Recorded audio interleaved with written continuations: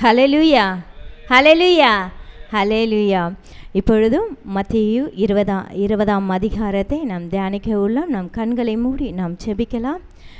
அப்பா பிதாவே, இதோ இந்த வேலையில் கூட தகப்பனே, அப்பா நாங்கள் உம்மை நோக்கி பார்க்கும்படி கிருபை செய்தீரே, உமக்கு நாங்கள் நன்றி செலுத்துகிறோம் தகப்பனே.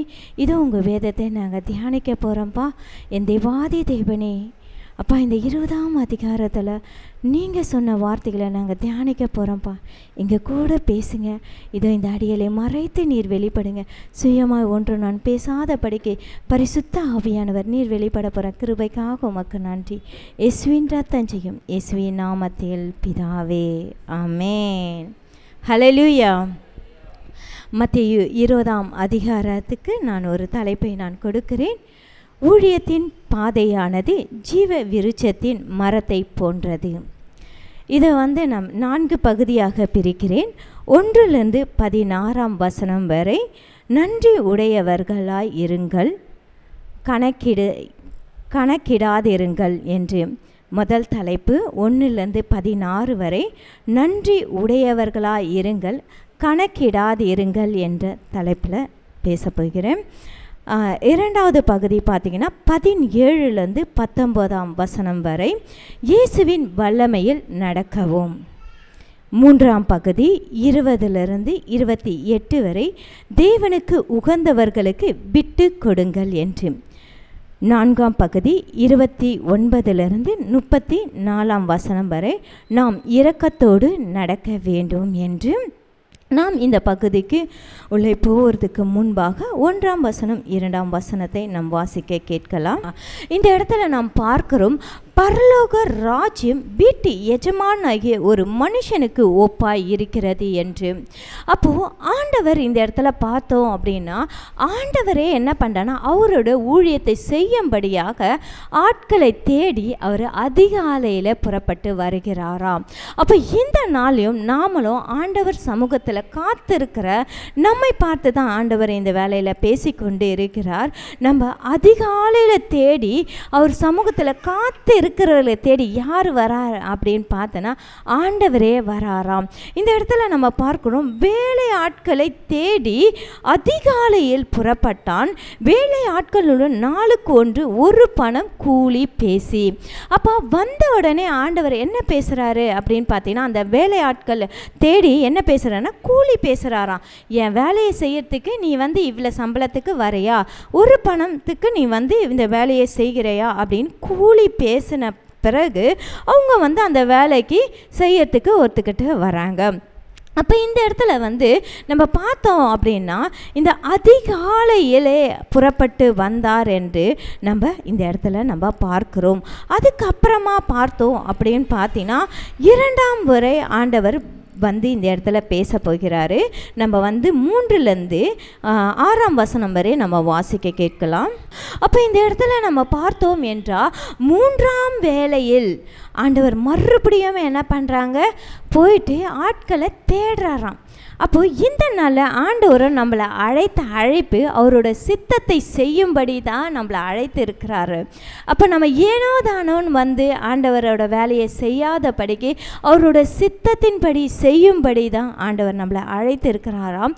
இந்த இடத்துல நம்ம பார்த்தோம் என்றால், இந்த 3ஆம் மணி வேலை என்பது என்ன அப்படின்னு நம்ம பார்த்தோம் அப்படின்னா, வேதாகத்தின்படி நம்ம பார்த்தா அந்த 3ஆம் மணி வேலை என்பது 9ஆம் மணி வேலையாம். ஆமென். நம்மளோட டைம் படி பார்த்தோம் அப்படின்னா 9ஆம் மணி. வேதாகமத்தில் இந்த இடத்துல குறிப்பிடப்பட்டு இருக்கிறது 3ஆம் மணி வேலை என்பது பார்த்திங்கன்னா 9ஆம் மணி வேலை. அதே போல் 6ஆம் மணி வேலை என்பதை நம்ம பார்த்தோன்னா 12ஆம் மணி வேலையாம். அப்போ நம்ம டைம் படி என்ன, அது 12ஆம் மணி வேலை என்பது மதியம். அதுக்கப்புறம் பார்த்திங்கன்னா 9ஆம் மணி வேலை. அப்போ திருப்பியும் ஆண்டவர் என்ன பண்ணுறேன்னா 9ஆம் மணி வேலையிலையும் மக்களை கூப்பிட்றேன், நீங்கள் சும்மா இருப்பது என்ன, எதுக்காக இங்கே சும்மா நிற்கிறீங்க அப்படின்னு சொல்லிட்டு ஆண்டவர் மறுபடியும் கூப்பிட்றாராம். அந்த டைம் என்ன நம்ம பார்த்தோன்னா 3ஆம் மணி. அதுக்கப்புறம் 11ஆம் மணி வேலையில் வந்து மறுபடியும் ஆண்டவர் கூப்பிட்றாராம். எத்தனை மணிக்குன்னு பார்த்தோன்னா 5ஆம் மணி வேலையிலையும். அப்போ ஆண்டவர் நம்மளை சும்மா இருக்கவே விடலை. அவரோட பணியை செய்யும்படியாக ஒவ்வொரு முறையும் ஆண்டவர் என்ன பண்ணுறார், தேடி வந்து அவர் 5ஆம் மணி வேலை வரையும் தேடி வந்து ஆண்டவரை அழைக்கிறாரா. அப்போ இந்த இடத்துல நம்ம பார்த்தோம், ஃபஸ்ட்டு கூப்பிடுறாரு. 3ஆம் மணி வேலையில் அவன் புறப்பட்டு போய் கடை தெருவில் சும்மா நிற்கிற வேறு சிலரை கண்டு அவர் என்ன பண்ணுறாரு, கூப்பிட்றாரு. அப்போ அவங்களாம் சும்மா இருக்கிறத பார்த்து ஆண்டவர் என்ன பண்ணுறாரு, ஐயோ என் பிள்ளைகள் சும்மா இருக்கிறாங்களே, ஏனோ தானே இருக்காங்களே, அப்போ என்னோட வேலையை செய்யும்படியாக என்ன பண்ணுறாருன்னா அவரை ஆண்டவர் வந்து அழைக்கிறாரு. அப்போ ஆண்டவரோட சித்தத்தை செய்யும்படியாக ஆண்டவர் வந்து அழைத்து அவரோட வேலையை கொடுக்குறாராம். இரண்டாவது விஷயம், அவர் வந்து என்ன சொல்கிறாரு, 6ஆம் மணி வேலையிலும் வந்து என்ன பண்ணுறாரு. அப்போ அவ்வளோ நேரம் ஜனங்க என்ன பண்ணுறாங்க, ஏனோ தானோன்னு என்ன பண்ணுறாங்க இருக்கிறாங்க. அப்போ அந்த 6ஆம் மணி 9ஆம் மணி வேலையிலையும் என்ன பண்ணுறாரு, அப்படியே செய்தாராம். 11ஆம் மணி வேலையிலையும் போயிட்டு என்ன பண்ணார், நீங்கள் ஏன் இந்த இடத்துல சும்மா நிற்கிறீங்க அப்படின்னு சொல்லிட்டு, எங்களுக்கு வேலை கொடுக்கறதுக்கு யாருமே இல்லைன்னு சொல்லிட்டு அவங்க சொல்கிறாங்க. அப்போ ஆண்டவர் என்ன பண்ணுறாரு, அவங்களுக்கும் வேலையை கொடுக்குறாரு. ஆமென், ஹல்லேலூயா. அதுக்கப்புறமா நம்ம 7வது வசனத்தை நம்ம வாசிக்கலாம். ஆண்டவர் சமூகத்தில் மாத்திரம்தான் நமக்கு கரெக்டான கூலி ஆண்டவர் கொடுக்குறாரு. ஆமென், ஹல்லேலூயா. எத்தனையோ முறை நம்மளும் வேலை சேலத்தில் போயிட்டு வேலை செய்து இருப்போம், உலகத்துக்காக அநேக பாடுகள் உபத்திரங்கள் பட்டு இருப்போம். ஆனால் அதுக்கு கரெக்டான கூலியை கொடுப்பாங்கன்னு பார்த்தா இல்லை. ஆமென், ஹல்லேலூயா. நம்மளோட வேலைகள் எல்லாவற்றையும் வாங்கிப்பாங்க, ஆனால் கூலி கொடுப்பதை பார்த்தீங்கன்னா நமக்கு ரொம்ப கம்மியாக தான் கொடுப்பாங்க. ஆனால் நியாயமான படி கூலியை கொடுப்பது யார்னா நம்ம ராஜாதி ராஜா மாத்திரம்தான். ஆமென், ஹல்லேலூயா. நமக்கு ஏற்ற கூலியை அவர் கொடுப்பேன்ற, நியாயமான கூலியை கொடுப்பேன் என்று இந்த வேலையில் பேசிக்கொண்டு இருக்கிறார். தொடர்ந்து நம்ம வாசிக்கலாம். 8ஆம் வசனத்திலிருந்து 13ஆம் வசனம் வரை நம்ம வாசிக்கலாம். அப்போது சாயங்காலத்தில் திராட்சை தோட்டத்திற்கு எஜமான் வராராம். அப்போது நம்மளோட தோட்டம் எதுன்னு பார்த்தீங்கன்னா நம்ம சபை தான். சபையில் செய்கிற ஒவ்வொரு ஊழியக்கார பிள்ளைகளையும் பார்க்கும்படியாக யார் வரார்னா ஆண்டவர் வராரு. ஆமென், ஹல்லேலூயா. அந்த இடத்துல வந்து வேலை ஆட்களை அழைத்து பிந்தி வந்தவர்கள் தொடங்கி முந்தி வந்தவர்கள் வரைக்கும் அவருக்கு கூலி கொடுங்கள் என்று. அப்போது பிந்தி வந்தவர்கள் தொடங்கி ஆண்டவர் வந்து ஃபஸ்ட்டு முதல்ல வந்து வேலை செஞ்சாங்களா, அவங்கள கூப்பிடல, பிந்தி வந்தவர்களை கூப்பிட்டு கூலியை கொடுக்குறாரு. முதல்ல யாருன்னா பிந்தி வந்தவர்களுக்கு கூலி கொடுக்குறாரு. இந்த நாளில் நம்ம யோசித்து பார்க்கலாம். நம்மளும் பார்த்தீங்கன்னா நமக்கு முன்பாக எவ்வளோ பேர் வந்து என்ன பண்ணாங்க, ஊழியம் செய்து கொண்டு முடித்து விட்டு போயிருக்காங்க. அப்போ அவங்கள காட்டிலும் பாக்கியவான் பாக்கியவதி யாருன்னா நம்ம தான். ஏன்னா பிந்தி நம்ம தான் இப்போ வந்திருக்கோம். நம்ம ஆண்டவரோட ஊழியத்தை நம்ம செய்கிற நம்மளை பார்த்து தான் ஆண்டவர் சொல்கிறார், முதல்ல கூலி நமக்கு தான் கொடுக்குறாராம். ஆமென், ஹல்லேலூயா. அதுக்கப்புறமா தான் பார்த்தீங்கன்னா முந்தி வந்தவர்களுக்கு அவர் என்ன பண்ணுறாரா, கூலியை கொடுக்க ஆரம்பிக்கிறாங்க. அப்போது இந்த வேலையில் பார்த்தீங்கன்னா அதுக்கப்புறமா பார்த்தீங்கன்னா அப்பொழுது 11ஆம் மணி வேலையில் அப்பொழுது 11ஆம் மணி வேலையில் வேலை அமர்த்தப்பட்டவர்கள் வந்து ஆளுக்கு ஒரு பணம் வாங்கினார்கள். அப்போது அவங்களுக்கு என்ன பண்ணாங்க, 5 மணிக்கு வந்தாங்கல்ல, அப்போ காலையிலேருந்து அவங்க வேலை செய்யலை. எத்தனை மணிக்கு வந்தாங்க, அவங்க 5 மணிக்கு வந்து அந்த வேலையை செய்கிறாங்க. அந்த வேலையை செய்த பிறகு பார்த்தீங்கன்னா முந்தி அமர்த்தப்பட்டவர்கள் வந்து தங்களுக்கு அதிக கூலி கிடைக்கும் என்று எண்ணினார்களாம். ஆமென், ஹல்லேலூயா. அப்போது அவங்க யோசிக்கிறாங்க, பரவாயில்லப்பா, லாஸ்ட்டில் வந்து வேலை செஞ்சாங்கல்ல, அவங்களுக்கு வந்து ஒரு பணத்தை தரும்போது காலையிலேருந்து நம்ம வேலை செய்கிறோம்ல, நமக்கு எப்படி ஆண்டவர் தரப்போகிறாரு, நமக்கு நிறைய தரப்போகிறார் போல இருக்கு அப்படின்னு நினச்சி அவங்க எதிர்பார்த்து கொண்டு இருந்தாங்களாம். அப்போது எண்ணினார்கள், அவர்களும் ஆளுக்கு ஒவ்வொரு பணம் வாங்கினார்கள். அப்போ அவங்களும் என்ன பண்ணுறாங்க, முந்தி வந்தவங்களும் என்ன பண்ணுறாங்க, ஒவ்வொரு பணத்தை வாங்கினவுடனே அவங்களுக்குள்ளே என்ன வந்துருச்சு அப்படின்னு பார்த்தீங்கன்னா ஒரு கசப்பு வந்துடுச்சு, ஒரு முறுமுறுப்பு அவங்களுக்குள்ளே தோணுச்சா. இதுதான் 11ஆம் வசனத்தில் நம்ம வாசித்தோம். வாங்கிக்கிட்டு வீட்டு எச்சமானனை நோக்கி அப்போ போய் கேட்குறாங்க, ஏன் நாங்கள் வந்து பார்த்தீங்கன்னா பிந்தி வந்தவர்கள் ஆகிய இவர்கள் 1 மணி நேரம் மாத்திரம்தான் வேலை செய்தார்கள், பகலின் கஷ்டத்தையும் அவங்க பார்க்கல, வெயிலின் உஷ்ணத்திலையும் பார்க்கல, சகித்த எங்களுக்கு இவர்களை சமமாக்கினரே என்று முறுமுறுத்தார்களாம். ஆமென், ஹல்லேலூயா. அப்போ ஆண்டவரோட வேலையை செய்கிற நம்ம ஆண்டவருக்காக உபத்திரம் கஷ்டம் எல்லாத்தையும் பார்த்து நம்ம பயப்படவே கூடாது. ஆமென், ஹல்லேலூயா. அப்போ முந்தி வந்தாலும் சரி பிந்தி வந்தாலும் சரி அவர் கொடுக்குற அந்த ஊழியத்தை எப்படி செய்வேன்னா நம்ம உண்மையாக உத்தமமாக நாங்கள் செய்ய வேண்டும். ஆமென், ஹல்லேலூயா. அதற்கேற்ற பலன் யாரோட கூட வருதுன்னு பார்த்தீங்கன்னா அவரோட கூட வருது. ஆமென். அதுதான் வெளிப்படுத்தின விசேஷத்தில் சொல்லப்பட்டு இருக்கு, அவங்கவுங்க கிரியைக்கு தக்க பலன் என்னோடு கூட வருகிறது என்று. ஆமென், ஹல்லேலூயா. அப்போ இந்த இடத்துல பார்த்தீங்கன்னா ஆண்டவர் அவங்களுக்கு மறுபடியும் பதிலை சொல்கிறாராம்.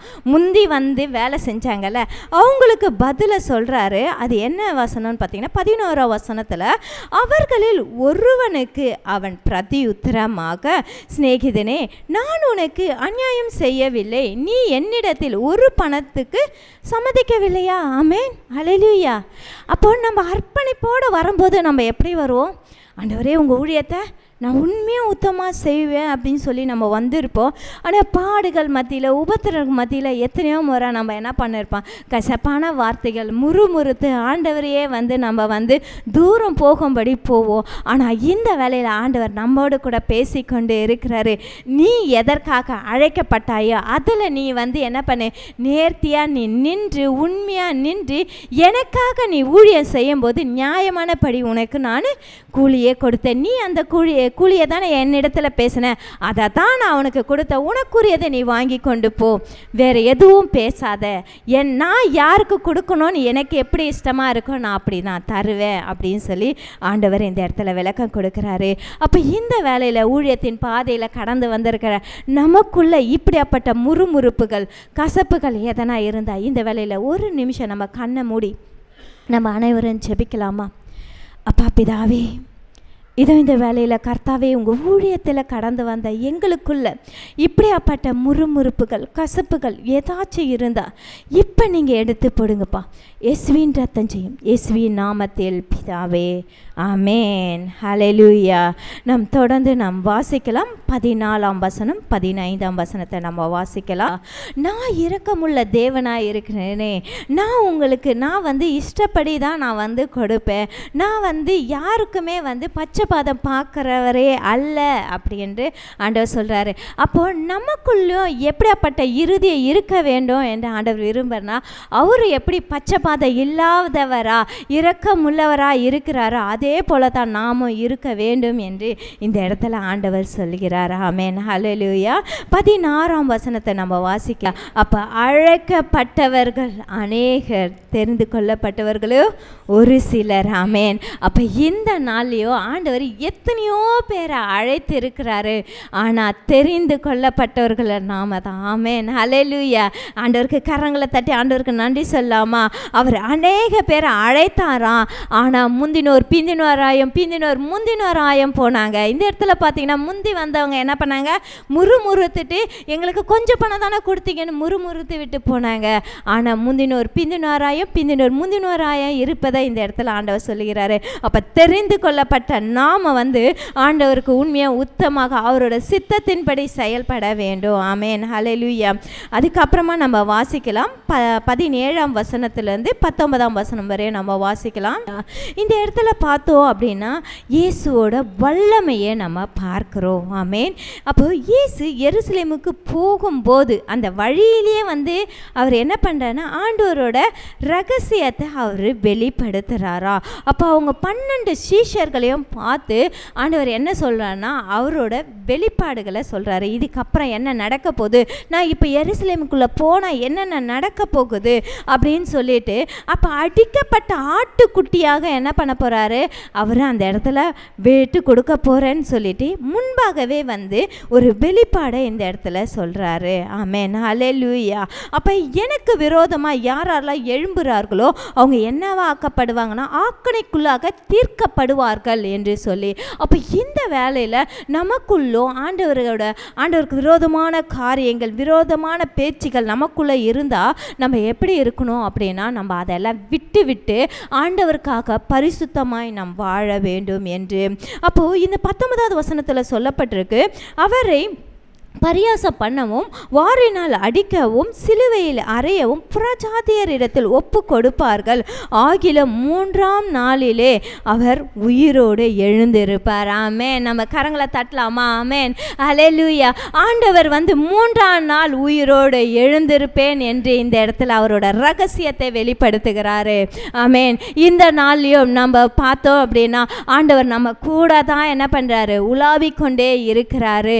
அவர் ஜீவனுள்ள தேவனாய் இருக்கிறார். அவர் நேற்றும் இன்றும் என்றும் மாறா தேவனாய் இருக்கிறாரு. ஆமென், ஹல்லேலூயா. அதுக்கப்புறமா நம்ம வாசிக்கலாம் 20ஆம் வசனத்தை நம்ம வாசிக்கலாம். அவங்களோட விண்ணப்பம் என்னவா இருக்குது, அவங்களோட ஜெபங்கள் என்னவா இருக்குன்னா, எனக்கு வந்து 2 மகன்கள் இருக்கிறாங்களே, அவங்க வந்து ஒரு மகன் வந்து வலது பரியாசத்திலும் இன்னொரு மகன் வந்து இடது பரியாசத்தில் அமர வேண்டும் சொல்லி அவங்க வந்து கேட்டாங்களாம். அப்போ இயேசுவின் இடத்துல நாமளும் எத்தனையோ முறை எத்தனையோ காரியங்களை நம்ம கேட்டு இருப்போம். ஆனால் அவரோட சித்தம் தான் எல்லாரோட வாழ்க்கையிலும் நிறைவேறும். ஆமென், ஹல்லேலூயா. இந்த இடத்துல பார்க்கிறோம், அவர் வந்து சொல்றாரு, நீ என்ன கேட்குறன்ட்டு உனக்கே தெரியல, நீ ஜெபத்தில் என்ன கேட்குறன்னு உனக்கே தெரியல அப்படின்னு சொல்லிட்டு, பிதாவின் சித்தமே அன்றி வேறு ஒன்றும் என்னிடத்துல நடக்காது. அவர் சொன்னார்னா என் வலது பரியாசத்தில் யார் அமரணும், என் இடது பரியாசத்தில் யார் அமர வேண்டும் என்றது அவருக்கு மாத்திரம்தான் தெரியும் என்று. நம்மளோட வாழ்க்கையிலையும் நம்மளும் அநேக முறை வந்து ஆண்டவர் இடத்துல எத்தனையோ காரியத்தை நம்ம கேட்டிருப்போம். ஆனால் அவரோட சித்தத்தின்படி நம்ம கேட்கும்போது நம்மளோட வாழ்க்கையிலையும் ஆண்டவர் எப்படி செய்யணும், அற்புதமாக அதிசயமாக வழி நடத்துவார். ஆமென், ஹல்லேலூயா. அவர் கொடுப்பது எல்லாமே எப்படி இருக்குன்னா ஆசீர்வாதமாக தான் இருக்கும். அவர் கொடுக்கறது எல்லாமே ஆசீர்வாதமாக தான் இருக்கும் என்பதை நமக்கு ஆண்டவர் இந்த இடத்துல வெளிப்படுத்துகிறாரு. ஹல்லேலூயா. அப்போ அங்கே நின்று கொண்டிருக்கிற 12 சீஷர்களில் 2 பேருக்கு அவங்க அம்மா வந்து கேட்டோன்னே கூட இருந்த 10 சீஷர்களுக்கும் என்ன ஆச்சுன்னா எரிச்சல் ஆச்சாம்.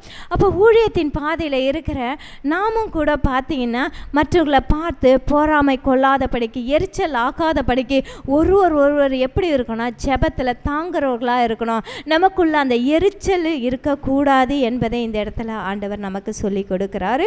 25ஆம் வசனத்தை நம்ம வாசிக்கலாம். அப்போ இயேசு அவர்கள் வர செய்து புறஜாதியருடைய அதிகாரிகள் அவர்களை இருமாப்பாய் ஆளுகிறார்கள் என்றும் பெரியவர்கள் அவர்கள் மேல் கடினமாய் அதிகாரம் செலுத்துகிறார்கள் என்றும் நீங்கள் அறிந்திருக்கிறீர்கள். 26ஆம் வசனம், உங்களுக்குள்ளே அப்படி இருக்கலாகாது. உங்களில் எவனாகிலும் பெரியவனாய் இருக்க விரும்பினால் அவன் உங்களுக்கு பணிவிடைக்காரனாய் இருக்க கடவான் என்று. அப்போ ஆண்டவரோட ஊழியத்தை செய்கிற நாம் எப்படி இருக்கணும் அப்படின்னா, நமக்குள்ள வந்து அன்பு, சமாதானம் அது நமக்குள்ள எப்பொழுதே இருக்கணும். நம்ம எரிச்சலோடு கோபத்தோடு ஒரு சண்டை போட்டு கொண்டு இருந்தோன்னா நம்மளை பார்க்குற மற்றவர்களை இடறி போக அநேக வாய்ப்புகள் உண்டு என்பதற்காக அவர் என்ன பண்ணுறாருன்னா சீஷர்கள்கிட்ட வந்து சொல்கிறாரு, நீங்கள் பெரியவனாக இருக்க விரும்பினீங்கன்னா நீங்கள் எப்படி இருப்பீங்கன்னா பணிவிடக்காரனாக இருக்க கடவீர்கள் என்று சொல்லி 27ஆம் வசனத்தில் சொல்லப்பட்டிருக்கு, உங்களில் எவனாகிலும் முதன்மையானவனாய் இருக்க விரும்பினால் அவன் உங்களுக்கு ஊழியக்காரனாய் இருக்க கடவான். ஆமென், ஹல்லேலூயா.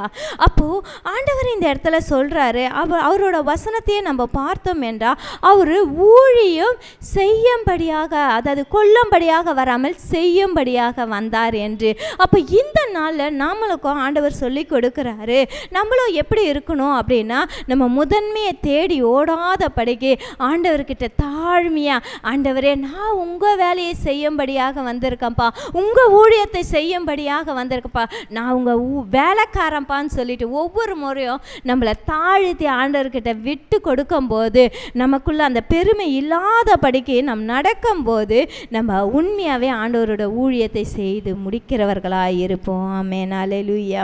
28ஆம் வசனத்தை நம்ம வாசிக்கலாம். அப்போ ஆண்டவர் இந்த இடத்துல சொல்கிறாரு, மனுஷகுமாரன் ஊழியம் கொள்ளும்படி வராமல் ஊழியம் செய்யும்படியாக தான் வந்தார். அப்போ அவர் என்ன செய்தாரோ அதை தான் இப்போது நமக்கும் ஆண்டவர் சொல்லி கொடுத்து கொண்டு இருக்கிறாரு.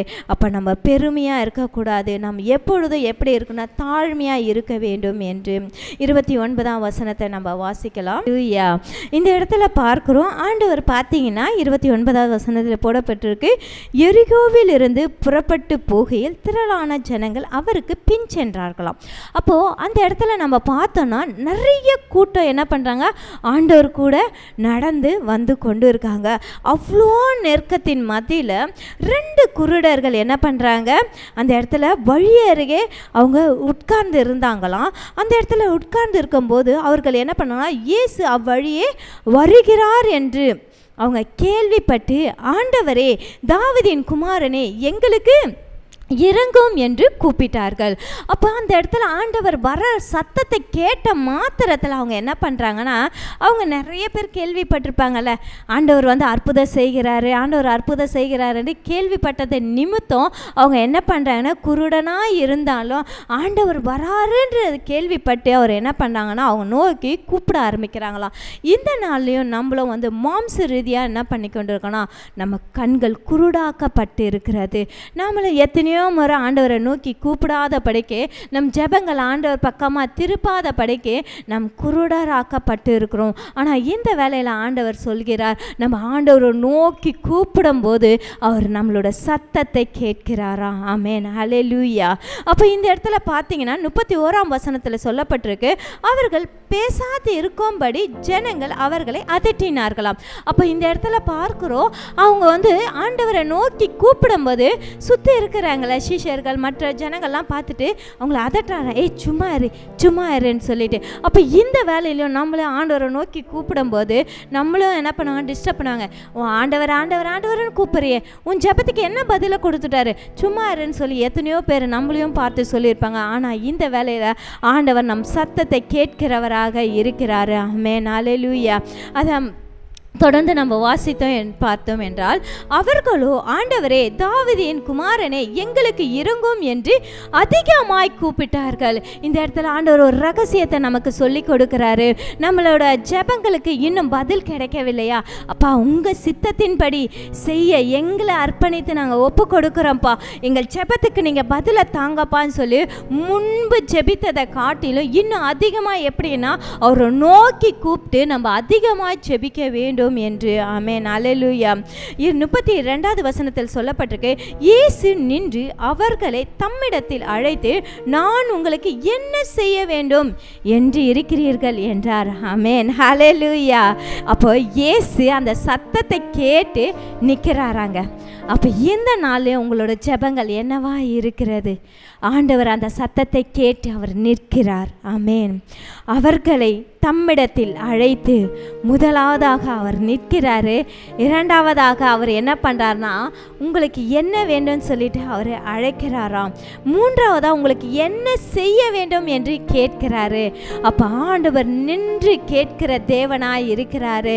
நம்மளோட சத்தத்தை கேட்கும்படியாக நீங்கள் வீட்டில் அமர்ந்து இப்பொழுது ஜெபித்து கொண்டு இருக்கிறீர்களா?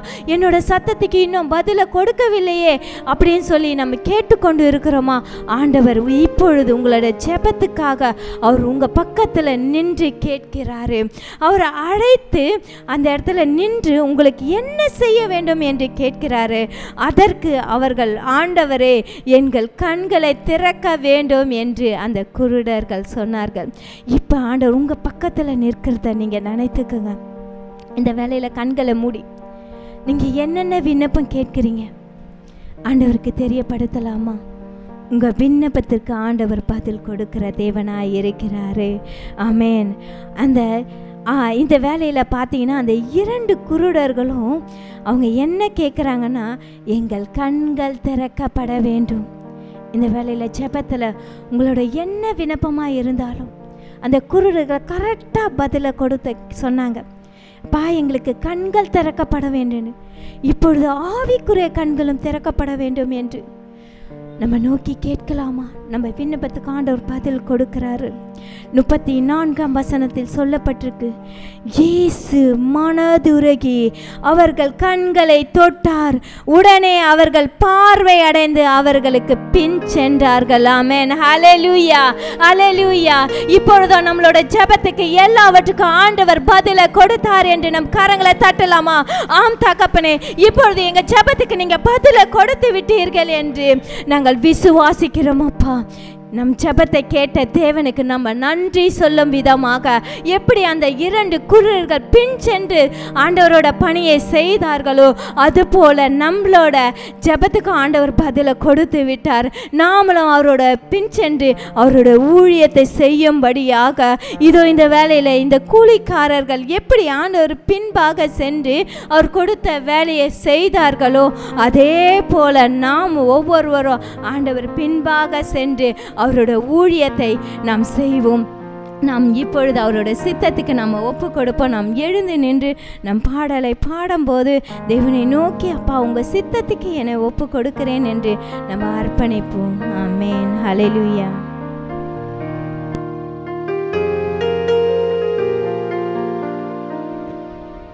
ஹல்லேலூயா, ஹல்லேலூயா.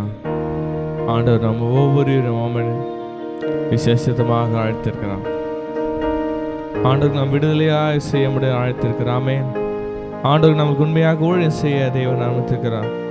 நம்மிடத்தில் காணப்படுகிற ஊழியத்தில் ஏதாவது காரியங்கள் இருந்தால் ஆண்டவரை நீங்கள் நம்ம ஒப்பு கொடுப்போம். ஆண்டவரை எனக்கு ஊழியத்தில் ஒரு சில கசப்பு இருக்குதாப்பா, என்னை நான் அர்ப்பணிக்கிறேன்ப்பா, என்னை சுத்தமானாக்கும், என்னை தொடும் ஆண்டவரை, எனத்துக்குள்ள தீய சிந்தனை எடுத்து போடும் என்று ஆண்டு சமுதிரம் தாழ்த்தி இந்த பாடலை ஒரு ஜெபமாக ஆண்டு சமுதிரத்தில் பாடலாமா?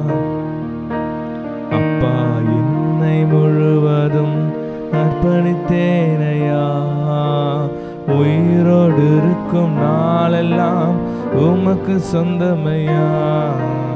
அப்பா என்னை முழுவதும் அர்ப்பணித்தேனையா, உயிரோடு இருக்கும் நாளெல்லாம் உமக்கு சொந்தமா அர்ப்பணித்தேன், அர்ப்பணித்தேன், நான் அர்ப்பணித்தேன். சொல்லாமாப்பா, அர்ப்பணித்தேன், நான் அர்ப்பணித்தேன்.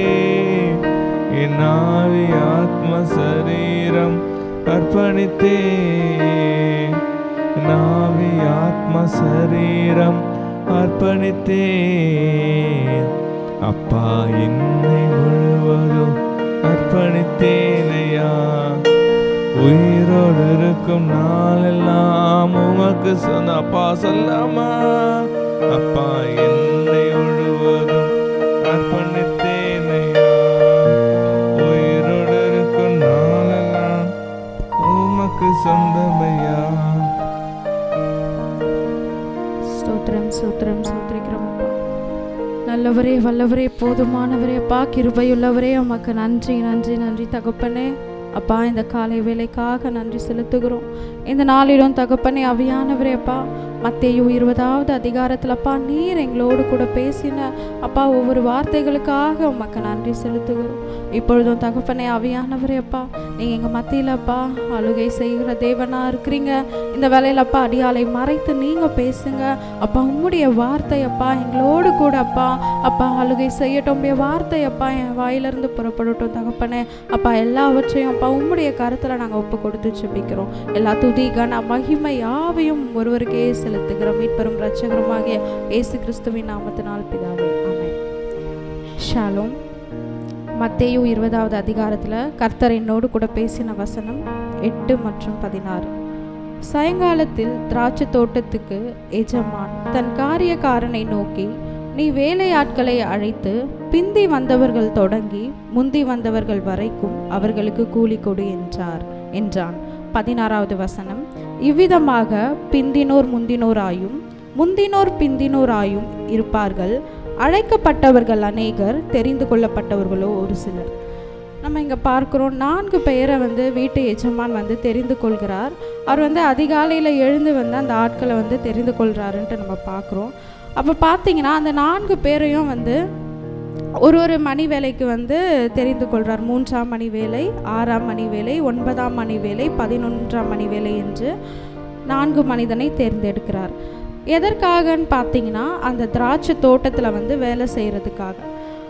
அப்போ என்னாச்சு, இந்த சாயங்கால வேலையில் தன்னுடைய வேலைக்காரனை பார்த்து அந்த எஜமான் சொல்கிறார், நீ பிந்தினவர்கள் தொடங்கி முந்தினவர்கள் வந்த அந்த கூலிக்காரர்களுக்கு கூலி கொடு என்றார். அப்போது லாஸ்ட்டாக வந்தவங்களுக்கு தான் முதலாவது கூலி கொடுக்குறாங்க நம்ம பார்க்குறோம். லாஸ்ட்டாக வந்தவங்களுக்கு 1 பணம் கொடுக்குறாங்க. அதே போல் தான் முந்தி வந்தவர்களுக்கும் அதே 1 பணம் தான் தராங்க. அப்போது அந்த முந்தி வந்தவர்கள் என்ன நினைக்கிறாங்கன்னா, நம்ம காலையிலேருந்து வேலை செஞ்சிட்ருக்கோமே, நம்மளுக்கு அதிகமாக கிடைக்கும் அப்படின்னு நினைக்கிறாங்க. ஆனால் அது கிடைக்கல. ஒரே மாதிரி தான் எல்லாருக்குமே கொடுக்கப்படுது. அப்போது அவங்களுக்குள்ளே என்ன ஆகுதுன்னு பார்த்தீங்கன்னா, முறுமுறுப்பு ஏற்படுது, கசப்பு ஏற்படுது. அவர்களுக்குள் முறுமுறுப்பு வருகிறது. அந்த எஜமான் அதை அறிந்து, நீங்கள் மற்றவர்களோடு ஏன் ஒப்பிட்டு பார்க்குறீங்க, அது என்னுடைய சித்தம், நான் என்ன கொடுக்கணும்னு நினைக்கிறோன்னா அதை கொடுப்பேன், நீங்கள் ஏன் வன்கண்ணாக இருக்கிறீங்கன்னு சொல்லிட்டு ஆண்டவர் சொல்கிறார். அப்போது இந்த உவமைகளை ஆண்டவர் பரலோக ராஜ்யத்தோடு ஒப்பிட்டு பார்க்கிறார். நம்ம 16வது வசனத்தில் பார்த்தோம், இவ்விதமாக பிந்தினோர் முந்தினோராயும் முந்தினோர் பிந்தினோராயும் இருப்பார்கள். அழைக்கப்பட்டவர்கள் அநேகர், தெரிந்து கொள்ளப்பட்டவர்கள் ஒரு சிலர் என்றார். அதே போல் நம்ம மத்தேயு 19வது அதிகாரத்தில் 29, 30வது வசனத்தில் பார்க்குறோம், என் நாமத்தின் நிமித்தம் வீட்டையாவது, சகோதரரையாவது, சகோதரிகளையாவது, தகப்பனையாவது, தாயையாவது, மனைவியையாவது, பிள்ளைகளையாவது, நிலங்களையாவது விட்டவன் எவனோ அவன் 100 தனையாய் அடைந்து நித்திய ஜீவனை சுதந்தரித்து கொள்ளுவான். ஆகிலும் முந்தினோர் அநேகர் பிந்தினோராயும் பிந்தினோர் அநேகர் முந்தினோராயும் இருப்பார்கள் என்றார். இந்த வசனத்துலேயும் ஆண்டவராக இயேசு கிறிஸ்து என்ன சொல்கிறாருன்னு பார்த்தீங்கன்னா, என் நாமத்தினால நீங்கள் எதெல்லாம் விடுறீங்களோ அதை 100 தனையாய் கொடுக்கிறார். திரும்ப அவர் கொடுக்க தேவனாக இருக்கிறார். அப்போது இன்றைக்கும் முதலாவது நம்ம தேவனுடைய ராஜ்யத்துக்கு நம்ம இடம் கொடுக்குறோமா என்று நம்ம பார்க்க வேண்டும். ஒரு வேளை நம்மளுக்கு நிறைய விஷயங்கள் நம்மளுக்கு கம்ஃபர்டபுளாக இருக்கும், நம்ம அப்படின்னு நினச்சிட்ருப்போம். ஆனால் அந்த மாதிரி நம்ம ஆண்டவரை விட்டு நம்மளை பிரிக்கிற எந்தெந்த விஷயங்களோ அதெல்லாம் நம்ம பின்பற்றக்கூடாது.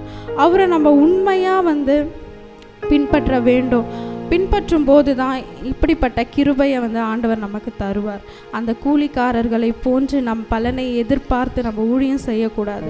அப்படி நம்ம ஊழியம் செய்தால் நமக்குள்ளேயே நிறைய கசப்புகள் வரும், முறுமுறுப்புகள் வரும். ஆனால் அவருக்காக நம்ம அர்ப்பணித்து ஓடும்போது அதற்கான பலனை கர்த்தர் நமக்கு தருவார். நிறைய பேர் நமக்கு முன்பதாக ரட்சிக்கப்பட்டிருக்கலாம், நமக்கு முன்பதாக பரிசுத்தவான்களாக எவ்வளோ பேர் இருந்திருக்கலாம். ஆனால் பின்பாக தெரிந்து கொண்ட நாமும் கூட அவருக்கு ஏற்ற பிள்ளைகளாய் நம்ம அர்ப்பணிக்கும் போது நம்முடைய எல்லா சுயநலங்களையும் விட்டு நம்ம அவருக்கு நேராக திரும்பணும். ஒருவேளை நம்ம நினச்சிட்டு இருக்கலாம், நமக்கு பணம் இருக்குது, பணம் தான் முக்கியம், நம்ம வாழ்ந்துருக்கலாம். ஒருவேளை கல்வி அறிவை சார்ந்து வாழ்ந்துருக்கலாம். இல்லை நம்மளுக்கு நிறைய பேக்ரவுண்ட் நம்மளுக்கு நிறைய இருக்குது, நம்மளுடைய பேக்ரவுண்ட் அதிகமாக இருக்குன்னு நினச்சி நம்ம வாழ்ந்துருக்கலாம். ஆனால் ஆண்டவராகிய இயேசு கிறிஸ்து என்ன சொல்கிறாருன்னா, இன்றைக்கு எல்லாத்தையும் விட்டுட்டு அவரை நம்ம சார்ந்து வாழ வேண்டும் என்று சொல்கிறாரு. இன்றைக்கும் நம்ம அர்ப்பணித்து நம்ம ஜெபிக்கலாம். இப்படிப்பட்ட கிருபைகள் நமக்கு கிடைக்கணும்னு சொன்னால் நம்ம எல்லாத்தையும் விட்டுட்டு அவருடைய ராஜ்யத்துக்கு நேராக நம்ம போகணும். நம்ம வசனத்தில் பார்த்தது போல் பிந்தினோர் முந்தினோராயும் முந்தினோர் பிந்தினோராயும் இருப்பார்கள். அழைக்கப்பட்டவர்கள் அநேகர், தெரிந்து கொள்ளப்பட்டவர்கள் ஒரு சிலர். இன்றைக்கு வந்திருக்கிற நம்ம அனைவரும் அழைக்கப்பட்டவர்களாக இருந்தாலும் தெரிந்து கொள்ளப்பட்டவர்கள் ஒரு சிலர்ன்ட்டு பார்க்குறோம். இன்றைக்கி தெரிந்து கொள்ளப்பட்டவர்களாக இருக்கிறோம். நம்ம எல்லாரும் முன்பதாக கடந்து நம்ம கரங்களை உயர்த்தி ஆண்டவருக்கு நேராக நம்மளை அர்ப்பணித்து இன்றைக்கி ஜெபிக்கலாம். நமக்குள்ளே ஒரு வேலை நம்ம ஊழியம் செய்துட்டு தான் இருக்கோம். ஆனால் நமக்குள்ளே நிறைய கசப்புகள் இருந்திருக்கலாம், முறுமுறுப்புகள் இருந்திருக்கலாம், நம்மளுக்குள்ள மேட்டிமைகள் இருந்திருக்கலாம். ஆண்டவர் எப்படி பச்சைபாதம் இல்லாதவர்களாக இருந்தாரோ அதே போல் நம்மளும் அப்படி இருக்கணும்னு சொல்லிட்டு இன்றைக்கி கர்த்தர்கிட்ட அந்த கிருபைகளெல்லாம் கேட்கலாம். நம்ம முன்பதாக கடந்து நம்மளை அர்ப்பணித்து ஆண்டவர்கிட்ட நம்ம ஜெபிக்கலாம்.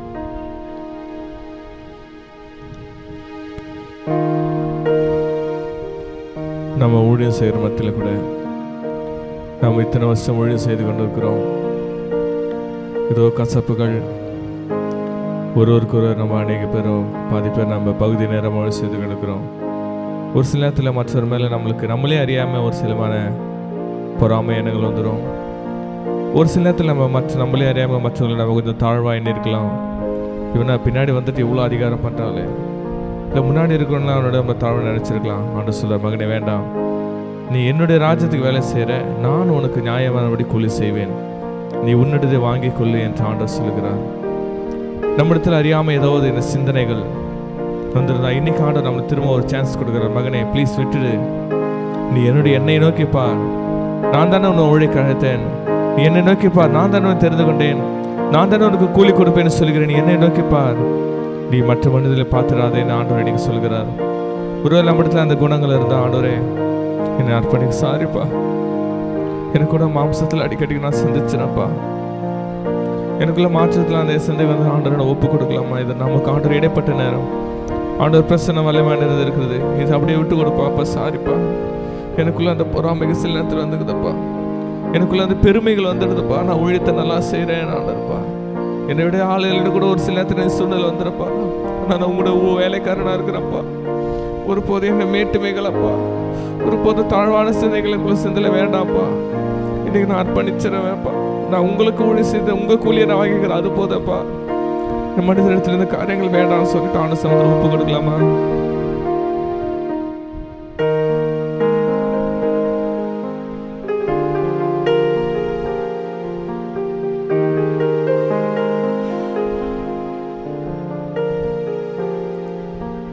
உள்ளமுடன் எல்லாமே உமக்கு தந்தேனையா, உள்ளமுடன் எல்லாமே உமக்கு தந்தேனையா, கள்ளங்கபடு இல்லாமல் காத்து கொள்ளுமையா, கள்ளங்கபடு இல்லாமல் காத்து கொள்ளுமையா. சொல்லப்பா, அர்ப்பணித்தேன், நான் அர்ப்பணித்தேன், அர்ப்பணித்தேன், நான் அர்ப்பணித்தேன், என் ஆவி ஆத்மா சரீரம் அர்ப்பணித்தேன்,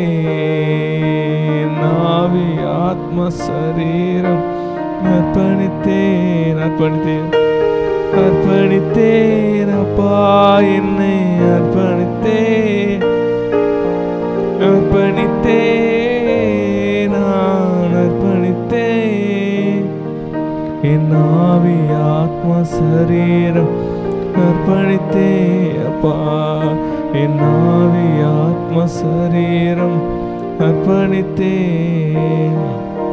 இன்று நான் உத்தேக தரிசன செயல் செய்ய போகிறோம். நம்ம பகுதி நேரமாக ஊழியம் செய்து இருக்கிற கோவொர்க்ஸ் இருக்கிறோம், நம்ம நெடுக்காலமாக ஊழியத்தை செய்து கொண்டு இருக்கிறோம். நம்ம ஊழியத்தை ஆரம்பித்த பிறகு நம்மளும் மனிதர்கள் தான், நம்மளுக்கு ஒரு சில சூழ்நிலைகள் வந்திருக்கோம். ஒரு சில நேரத்தில் நம்ம மற்றவர்களை காயப்படுத்தி பேசியிருக்கலாம், இல்லை மற்றவர் பேசின காயங்கள் நமக்கு காயமாக இருக்கலாம். ஆண்டவர் இன்னைக்கு நான் ஒரு சில பேர் உணர்த்துவார், மகளே நீ உங்களாட நல்லா பேசுகிற, ஆனால் ஒரு இதற்குள்ள இந்த கசப்பு இருக்குது, நீ உங்களாட நல்லா பேசுகிற, ஆனால் இந்த இதில் கசப்பு இருக்குது, அந்த கசப்பு வேண்டாம் வாங்கி ஒருவருக்கு மன்னிச்சு விடுங்க, ஒருவருக்கு அதை அறிக்கை செய்து விட்டு விடுங்கள் என்று ஆண்டவர் இன்னைக்கு நம்மளுக்கு இந்த கால வேளையில் இந்த 2025ஆம் ஆண்டு இந்த ஆண்டவர் நம்மளை வற்புறுத்தி கொண்டிருக்கிறார். ஆண்டவர் பிரச்சனை நிறைந்திருக்க நேரத்தில் நம்மளுக்குள்ள ஏதாவது ஒரு சில கசப்புகள் இருந்தால் நம்ம ஒருவர் நம்ம அவங்க இருக்கிற இடத்துக்கு நம்ம போயிட்டு அவங்கள பார்த்து நம்ம சாரி சொல்ல போகிறோம். சாரி சிஸ்டர், நீங்கள் என்ன பேசின வார்த்தை எனக்கு கொஞ்சம் கஷ்டமாக இருந்தது, சாரி பிரதர், வார்த்தை நீங்கள் கடிதமாக வந்தது,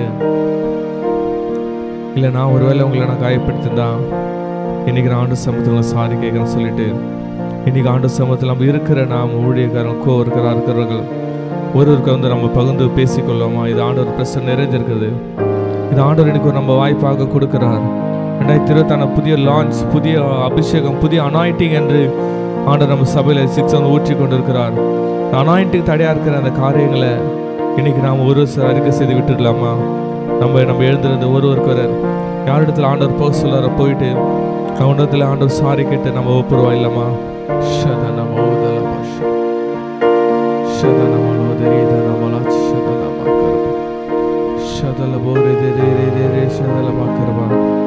நம்ம எழுந்திருந்து ஒருவருக்கொருவர் போயிட்டு அவங்களோட பேசலாம்.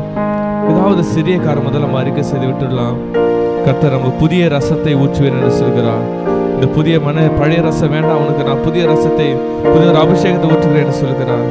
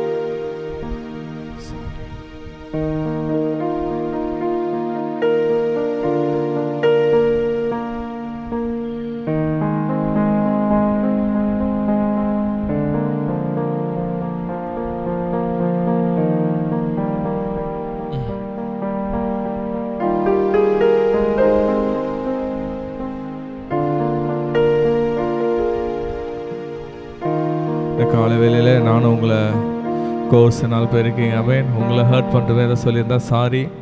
அமேன். கர்த்தர் உங்களை மன்னிப்பாராக. நாம் இணைந்து ஊழியம் செய்வோம். எஜமான நம்மை கூலி தருவார். அமேன். அவரை நாம் நோக்கி காத்திருப்போம். அவர் நம்ம தக்கமான கூலி செய்வார். கண்களை முடிச்சு வைக்கலாம். அமேன். தகப்பனப்பா, இந்த காலை வேளையில் நாங்கள் தான் சிறு கூட்டமாக இருந்தாலப்பா, எங்களிடத்தில் கசப்புகள் பெருமைகள் ஆண்டு எல்லாம் வச்சு தூக்கி போட்டப்பா, நாங்கள் அனைவரும் ஒன்று சேர்ந்து ஒரே எஜமான ஊழியம் செய்கிறதா நீர் தான் தகப்பனப்பா. எங்களுக்கு எஜமான ஒன்று நீர் தகப்பனப்பா. நீர் எங்களுக்கு நியாயமான கூலி கொடுப்பீர் என்று உங்களை விசுவாசித்து தகப்பன நாங்கள் உண்மையே நோக்கி நாங்கள் ஓடிக்கொண்டிருக்கிறோம் தகப்பனப்பா. மகிழ பிரசனத்துக்குள்ள எங்களை வழி நடத்துங்கப்பா. இனிமேல் இருக்கிற காலங்களில் தகப்பனப்பா எங்கள் வாழ்நாள் முழுதும் இதே ஒற்றுமையோடு இருந்து ஆண்டவரே உண்மைக்கான காரியங்களை செய்து ஊழியங்களை செய்து தகப்பன இன்னும் அநேக கோடி ஆத்மாவில் கர்த்தரில் கொண்டு சேர்க்க ஆவியானவரை நீங்களை பயன்படுத்துங்க ஆண்டவரே. ஏசப்பா, நீ தாமே எங்களோடு நீ கூட எங்களை ஆசீர்வாதம் வழி நடத்தி வேலைப்படுத்துங்க. இயேசு மூலம் ஜெபம் நல்ல பிதாவே, ஆமென். ஹல்லேலூயா, ஹல்லேலூயா. ஒன்று ஊழியம் செய்வோம். கர்த்தர் ஆசீர்வதிப்பாராக. ஆமென். ஷாலோம், ஷாலோம். கடைசி ஆசீர்வாதத்துக்கு நேராக கைகளை விரித்துக் கொள்ளும். ஈவரக்கா அடோனாய் வயீஷ்மரக்கா யா ஏர் அடோனாய் பன்னவ் அல்லக்கா விஹுனக்கா ஈஷா அடோனாய் பன்னவ் அல்லக்கா வயசம் லக்கா ஷாலோம், வயசம் லக்கா ஷாலோம். கர்த்தர் உன்னை ஆசீர்வதித்து காக்க கடவர். கர்த்தர் தன் முகத்தின் மேல் பிரகாசிக்க பண்ணி உன்மேல் கிருபையா இருக்க கடவர். கர்த்தர் தன் முகத்தின் மேல் பிரசன்னமாக்கி உனக்கு சமாதானம் கட்டளையிட கடவர். ஹல்லேலூயா, ஹல்லேலூயா, ஹல்லேலூயா.